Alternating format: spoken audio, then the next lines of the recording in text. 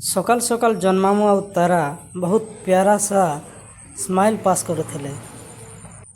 आज का सुबह गजब हो गया। परे मेघ बादल और ब्लू स्काई भी झकास लुक पास कले। परे मुई बाहर ले टिफिन खाइबार लगी छक के खूब गरम আছে आजের টিফিনটা। आजের सिंगड़ा और तरकारी एते गरम थिला जे छुआ मैंने खाइला एते टिके टिके खाई होतिला। लास्ट रे प्लास्टिक स्पून रे खाइबार सारली। रोड एक्सीडेंट रे होमगार्ड को मृत्यु हो जाइए। ठामल रामपुर ब्लॉक रो रांडीमेर गाँव रो लंबोदर होमगार्ड थिले ठामल रामपुर थाना रे। आ सेमाने ड्यूटी गला बेले कुकुर माने रास्ता रे बाधा सृष्टि करिथिबारु से निजे कंट्रोल नहीं करि पारि करी एक्सीडेंट हो जाइथिले। आउ तांके परे ठामल रामपुर डाक्तरखाना के नेले। तापर भवानीपाटना के आनले। भवानीपाटना रे भी किछि नहीं पारला जे तांके बुर्ला ट्रांसफर कराइथिला रेफर कराइथिला। आउ बलांगीर पाखापाखि तांको डेथ हो गला।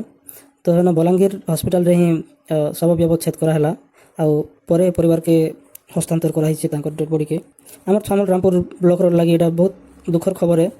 रामपुर अंचल रो गोटे भविष्यत रो हीरो रो जीवन रे पूर्णछेद पड़ जाइए। तांकर आत्मा के शांति देन आउ तांकर परिवार के धैर्य और साहस टिके मिलू।